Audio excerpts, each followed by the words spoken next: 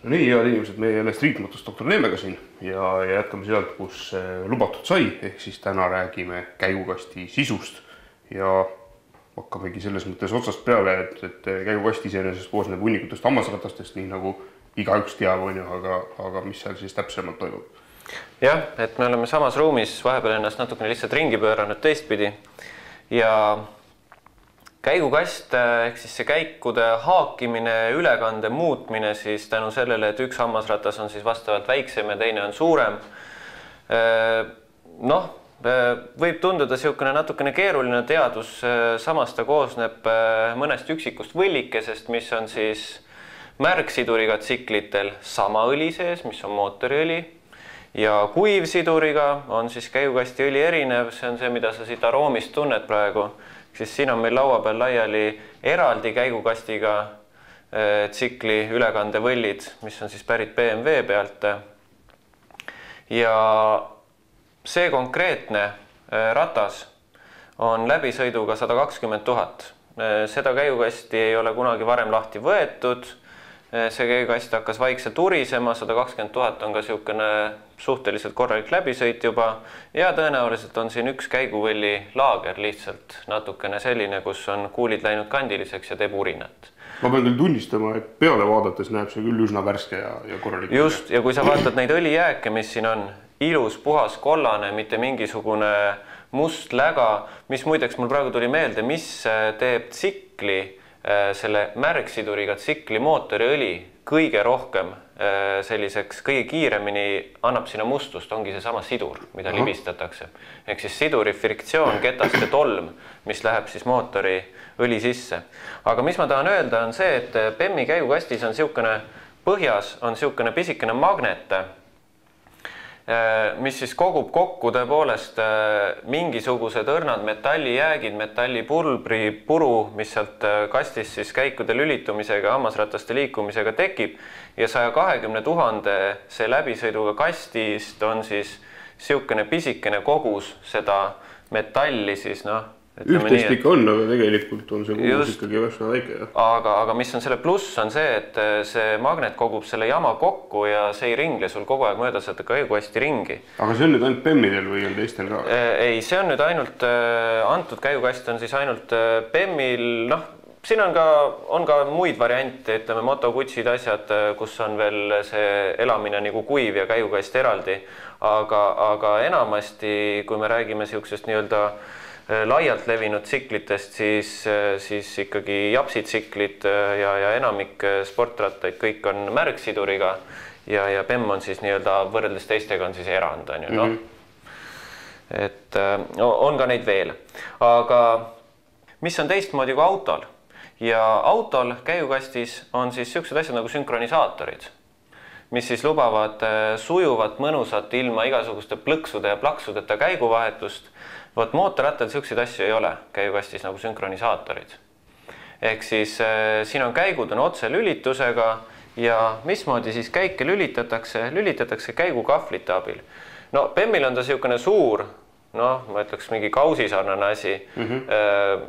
Nendel, kus on siis käigukast mootoriga ühes korpuses, on ta natukene väiksem, aga tööpõhimõte on sama. Ikkagi on üks hargikene, mis siis liigutab teatud neid hammakaid üksteisega haakumisse.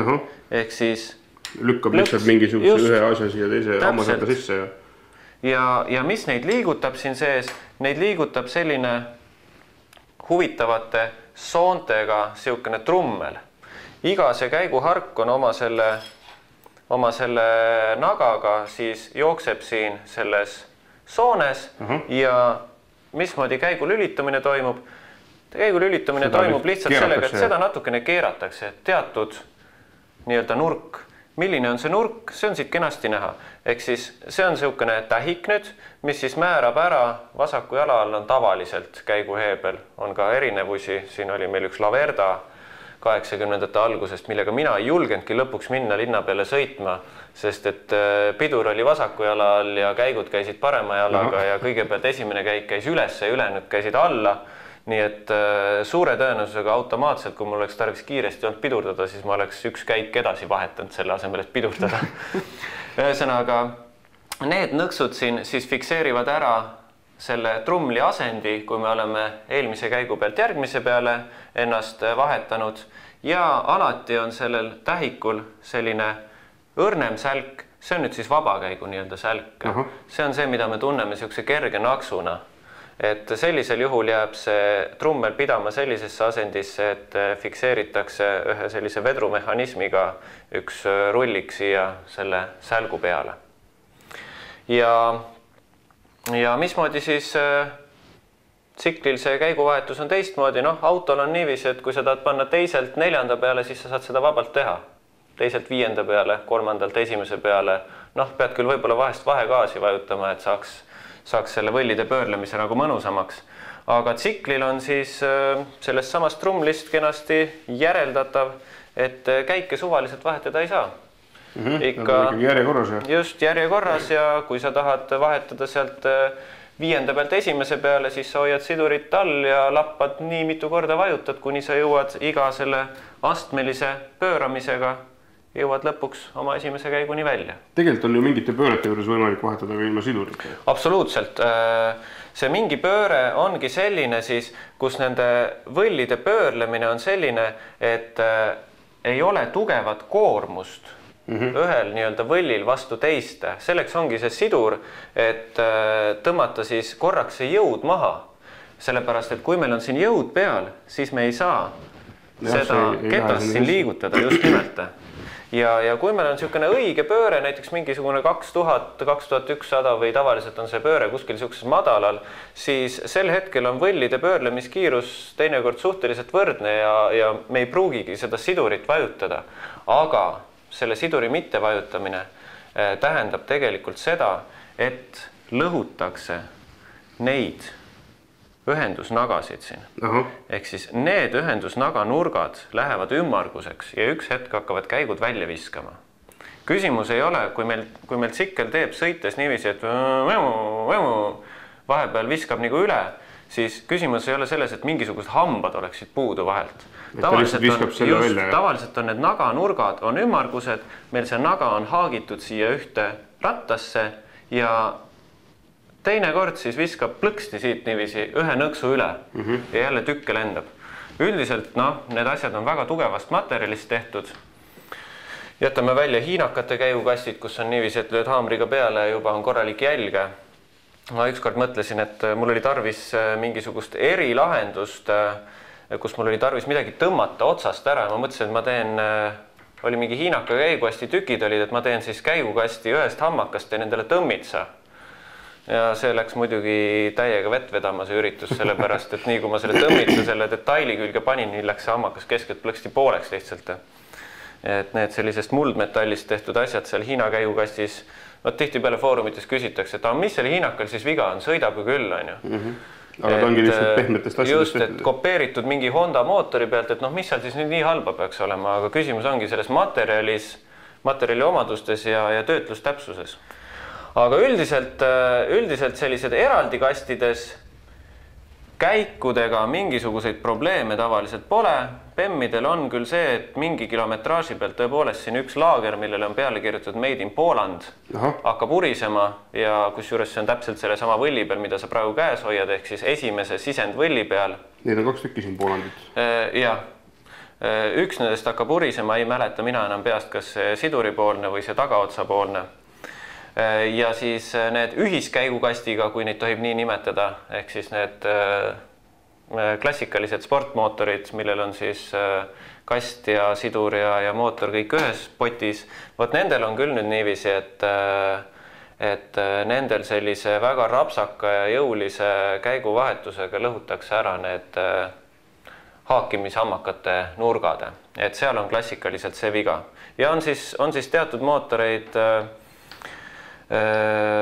Yamahal seal R1 mootor, millel üks käiguvõlli üks ots paraku ei saa korralikult õlitust ja tõmbab selliseks siniseks ja kuumaks ja hakkab seal ka käike välja loopima, et neid on päris mitu tükki saanud tehtud, et see on nüüd selline, mis on inseneritehniline viga ilmselt olnud algusest peale, sellepärast et need detailid on ka Euroopast näiteks otsa saanud. Ehk siis, kui meil on tarvis Jamu R1 käigukasti esimest võlli saada, siis me Euroopast seda ei saagi enam, igalt poolt ladudest on juba just tühjaks ostetud, tootmine lõpetatud, USAst saab seda veel tellida kenasti. Aga mismoodi käigukasti siis nii-öelda lõhkuma peaks või kui on vaja lahti saada või kuidas moodi teda siis hoida niimoodi, et ta kestaks võimalikult kaua aega? Sellele on üks hea vastus on see, et kõike, mida teha nagu mõistlikult, siis ta kestab ka hästi. Ehk siis, kui me ei harrasta sellist, kuidas ma ütlen siis, ringraja või ralli sõidustiili, et võimalikult kiiresti plahti käike vahetada, võimalikult vähe sidurit või siis üldse mitte, vot see on see asi, mis siis hävitab käigukasti. Loomulikult kõik täisgaasid ja kõik siis lõpuni mootori pidurdused niiviisi, et sa lööd käigu alla, lased läraki siduri lahti, nii et pikk must jutt on taga, ehk siis mootor korra plokki. Et see mõjub käigukastile, see mõjub sidurile, see mõjub ka tegelikult mootorile endale. Nii et need on need asjad, mis hävitavad. Ma tean, et siin isegi mõnedes töökodades ja motopoodides on millegi pärast räägitud siukest juttu, et mida sellest sidurist ikka kasutada, et tsiklil ei ole sidurit vaja, et tsiklil on vaja sidurit kasutada kõikidel käiguvahetustel. Jätame kõrvale igasuguse võistlusspordi, mis on siis ainult sajandike ja kümnendike tagaajamine. Seal on erilahendused, seal on isegi juba hoopis teistsugused käigukastid, teised käiguülekanded. Seal on see sajandik oluline, seal ei ole oluline kestvus. Et tänavasõidul on ikkagi niiviisi, et iga käiguvahetus on siduriga, nii ülesse kui allapoole. Ja sidurit siis jällegi kaitseb see, kui teda mitte väga pikalt kuskil poole peal libistada. Et mõistlikult, sa pead sidurit tunnetama. Kui tihti seda kasti õli vahetada tuleks? Sellised, kus on siis käigukast mootoriga koos, seal on igal mootoriõli vahetusel. Et kord aastas või iga 10 või 6000 kilomeetri tagant. Antud sellel kastil on nüüd niiviisi, et nii palju, kui meil on neid käigukasti õlitusi ette tulnud, siis nendest käigukastidest tuleb alati ilus puhas õli välja.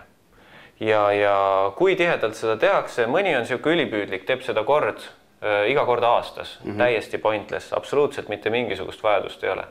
Kord 3, kord 5 aasta tagant on maa ja ilm, et seda käigukasti õli vahetada, sest nagu sa näed, siis see on ka siin juba aastaid sees olnud ja täiesti ilus puhas ja veel väga korraliku läbisõiduga pill ka.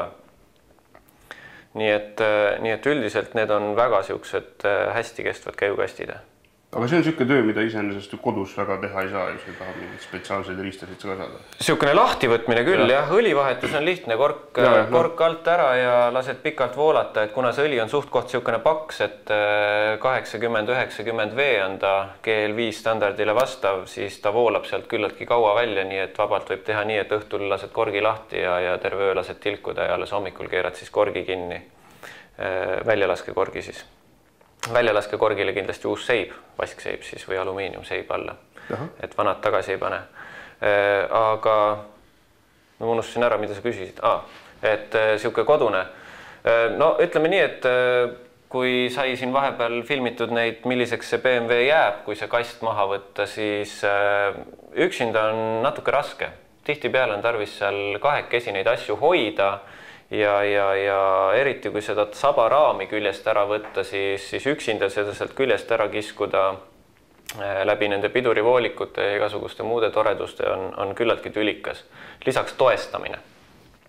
Kogu see asi peab kuidagi lõpuks ka seisma jääma, sest nüüd 1200 GS-il on keskhark on seal tagaraami küljes, mis tähendab seda, et kui me võtame tagaraami küljest ära, siis jääbki sul ainult esiratas ja mootor.